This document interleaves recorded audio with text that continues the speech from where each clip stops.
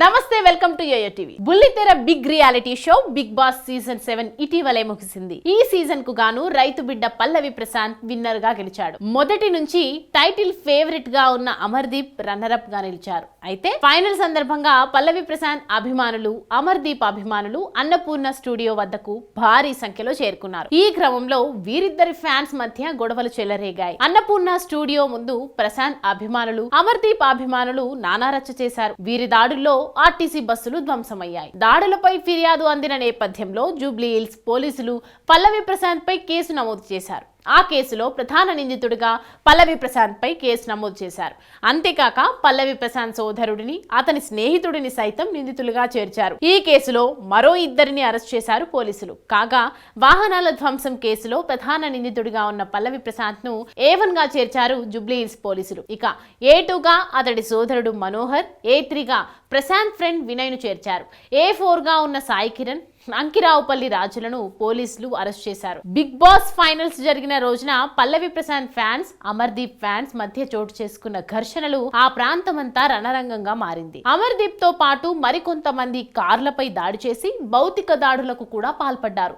Fans ను తీసుకురావద్దని చెప్పిన తర్వాత కూడా పల్లవి ప్రశాంత్ పోలీసుల మాటను వినకుండా బిగ్ బాస్ యాజమాన్యం చేసిన సూచనలను పట్టించుకోకుండా వ్యవహరించాడు. కప్ తీసుకుని ప్రశాంత్ బయటకు వచ్చిన తర్వాత పరిస్థితి మరింత ఉద్రిక్తంగా మారింది. అదే సమయంలో అటుగా వెళ్తున్న ఆర్టీసీ బస్సులపై దాడి చేసిన ఆయన ఫ్యాన్స్ బీభత్సాన్ని సృష్టించారు. ఈ ఘటనపై కేసు నమోదు చేసిన జూబ్లీ హిల్స్ పోలీసులు సీసీటీవీ ఫుటేజ్లను సేకరిస్తున్నట్లు సమాచారం.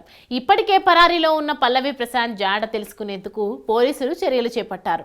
అతడి డ్రైవర్ ను అదుపులోకి తీసుకుని విచారిస్తున్నారు. ప్రశాంత్ ఫ్రెండ్స్, అనుచరుల ఫోన్ డేటా ఆధారంగా అతడిని పట్టుకునే పనిలో పడ్డారు పోలీసులు. మరోవైపు పల్లవి ప్రశాంత్ తరపు లాయర్ రాజేష్ కుమార్ ఈ అంశంపై మాట్లాడారు. రాష్ట్రంలో ఫ్రెండ్లీ పోలీసింగ్ లేదన్నారు. కేసు నమోదు చేసి కనీసం నిందితుడికి FIR కాపీ ఇవ్వడం లేదని ఆరోపించారు. పల్లవి ప్రశాంత్ ప్రస్తుతం పరారీలో ఉన్నట్లు చెప్పారు.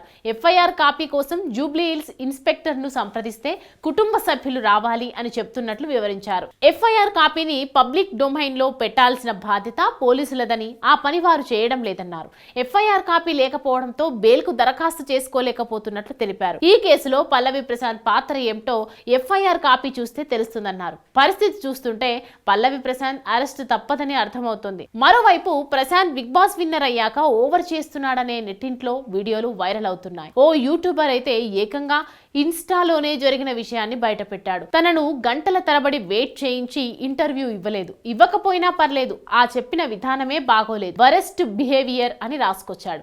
దీంతో ప్రశాంత్ పై నెగిటివిటీ పెరిగింది. ఈ క్రమంలోనే ప్రశాంత్ ఓ వీడియోను వదిలాడు. ఆ వీడియోలో తనని కావాలనే నెగిటివ్ చేస్తున్నారని ఆవేదనను వ్యక్తం చేశాడు. గెలిచినందుకు సంతోషపడాలా లేదా ఇలా కావాలనే నా పేరుని కొంతమంది పాడు చేయాలని అనుకుంటున్నందుకు బాధపడాలా అనేది తెలియడం లేదు. గెలిచిన నన్ను చూడడానికి నా ఊరు జనం, 2 రాష్ట్రాల నుంచి 1000కి మంది ప్రజలు వచ్చారు.